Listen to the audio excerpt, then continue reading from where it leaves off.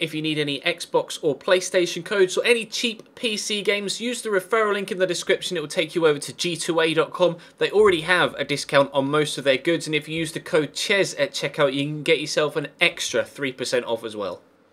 Hey guys, how's it going? Ches back again and welcome to episode number 17 of the Chelsea career mode here on FIFA 16. Today we're having a look at as many of the youngsters that should be at Chelsea that aren't as Chelsea as possible. I'll switch across to my shortlist here in just a second after we've gone through that training session. I had in my mind initially obviously Dom Solanke as well as was it Nathan Ake and Lewis Baker. There's also, as you can see, a number of other youngsters that should be at Chelsea that aren't. Wallace, Michael Hector, Nathaniel Chaloba, Danilo Pantic, Jeremy Boga, Izzy Brown. It's quite a list. Now we have a slight issue in that there are only 5 slots free in the squad. You can have a maximum of 52 players at your club at any given time, and we currently have 47, so I'm going to have to be selective when it comes to which players from that list we actually make moves for, because obviously we've made some signings already and we have a plethora of players in certain positions. So obviously we've brought in Smolnikov, we have Dave, so probably not going to be looking for going after Wallace, for example, another right back. So that's kind of the approach I'm going to be taking with that, but we'll come to that a little bit later on in the episode. We start with a game in the Barclays Premier League at home in the snow against Everton, and unfortunately they're playing in white. We've had a few games in the Wolfsburg career mode where I've had to play in white in the snow, and now we're playing against a team in white in the snow. Aaron Lennon's going to go on a really nice run here actually. Gets past a couple of defenders before driving the ball at the near post. Fortunately for me though, it does hit the woodwork and come back out again, and Kurt Zuma can't quite react in time to get it around his feet. Cahill gets very lucky there. That was a heavy touch after the throw from the keeper, but fortunately for me he was able to regain his stance and return to the ball. Unfortunately for Everton, a player that couldn't retain his stance was Phil Jagielka. Threw himself through the back of my midfielder. That is a straight red card for the Everton captain, and they are on the back foot after half an hour. You see Cesc Fabregas almost taunting him by clapping the referee in front of Phil Jagielka's face. Not necessarily the most sporting thing to do, but there's not much I can do about it. The CPU made Cesc do it for me, but still, that was a little bit awkward for a little bit, but Hazard's going to come on the ball here 5 minutes after they've gone down to 10 men. Obviously now they're going to go pretty defensive to try and hold on for the 0-0 draw. They're not going to really push too many people forward, and as you can expect, whenever they did have the ball, they tried to keep hold of it. As you can see, 62% possession with 10 men in the first half. It's not that easy to get the ball off the CPU when they decide that they want to keep hold of it on FIFA 16, as I'm sure plenty of you in the comments section can, or plenty of you watching, will have experienced to this point so far on FIFA 16. Lennon, though, seemed to be the one player that I just could not get hold of, more so than anybody else. Twisting and turning away, giving it to Naismith, who has a tendency to score against Chelsea in real life over recent times, obviously getting himself a rather nice hat-trick, or perfect hat-trick, in the game against Chelsea in real life at Goodison Park earlier on this season. So I made some substitutions, and Pedro came on and was like a little terrier, would not leave Seamus Coleman alone there, was determined to get the ball off him. Hazard hit it first time to try and catch the keeper out, but unfortunately Tim Howard doesn't get caught out easily, and he was able to get down to his right-hand side to stop the ball from going into the back of the net. There are less than 10 minutes to go now.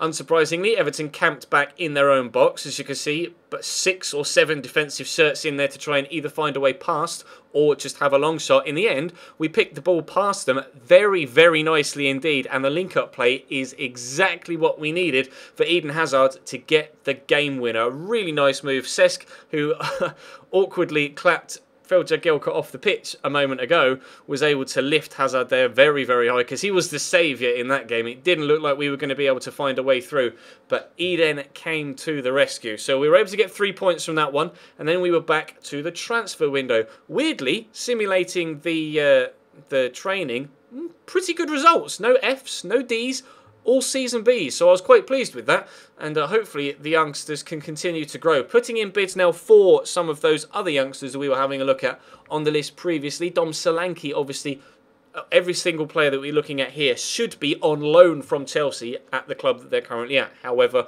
for some unknown reason, probably because there isn't enough space in the squad for all of them, I don't know why there's a squad limit of 52. It was 42 last year, so they have raised it to 52, understandably, but still not understandably, is why there is a limit in the first place. I mean, yes, you want perhaps some limit to stop players doing a Parma and just, or stop teams doing a Parma and just buying everybody and then loaning everybody out.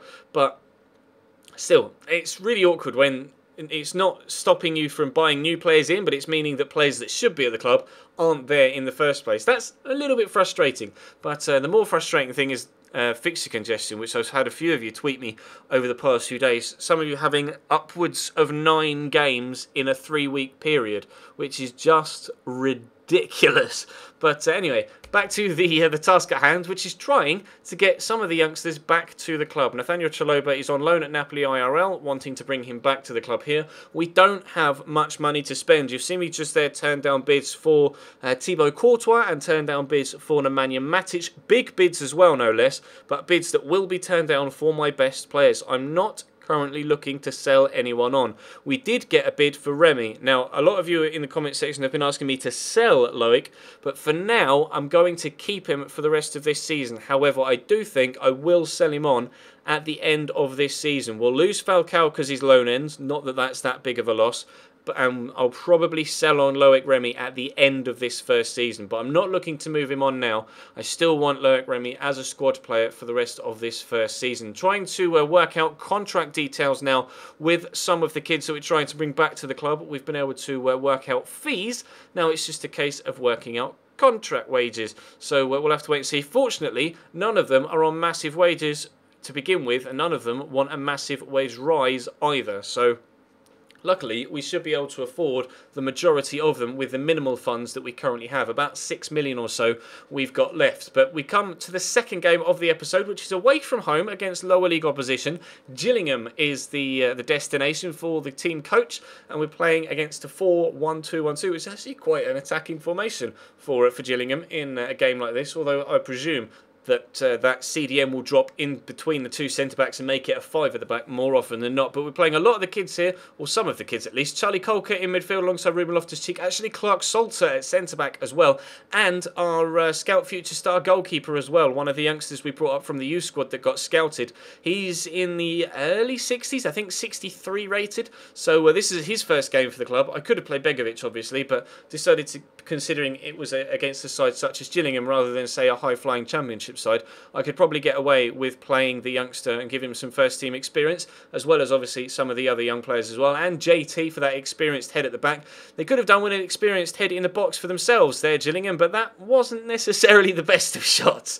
That was one of the worst hit first time efforts I think I've ever seen in a game of FIFA. But Morris plays the ball down the line here to right. They were actually quite a good attacking side. Here is Jackson, and he's tearing Babra a new one there, whips in a great ball. It's a good finish from Dak. Thinks he's just scored a historical goal, or an historical goal, for Gillingham. Unfortunately, though, he was offside. Pedro was a nuisance for the wing-back in the Everton game, doing the same here. And in fact, the other wing-back for me, Smolnikov, was trying to get the ball into the far top corner. Unfortunately, though, the goalkeeper was on hand with a good save. They did get in behind me here as I was pushing for the win in the last few minutes, but fortunately for me, Santoso came up big with the most important save of the game to that point and in the game as a whole, to mean that we have to go to a replay in the FA Cup yet again. Hopefully, though, we'll have some more youngsters to be able to play in that by the time that game comes around, which will be in February.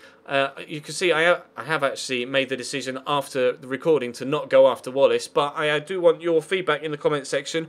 Of the 3 that we've got here, Solanke, Chalobah, Baker, do I get all of them? Do I get a select 1 or 2 of them? Do I wait and see if we can get contracts signed for players like Izzy Brown, and there's Pantic as well. There was another guy whose name escapes me. I cannot remember which one it was because there were so many youngsters on that list. There was Jeremy Boger as well.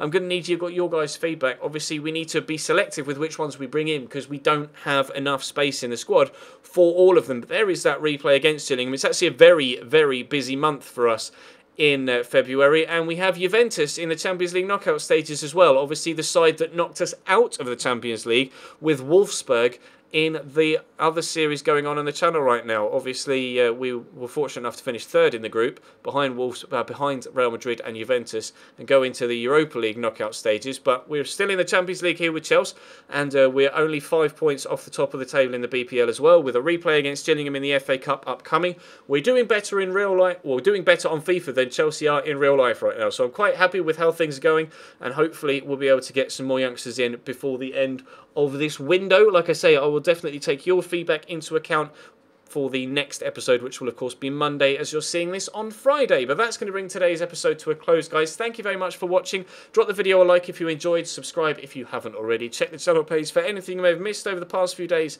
and I'll see you next time.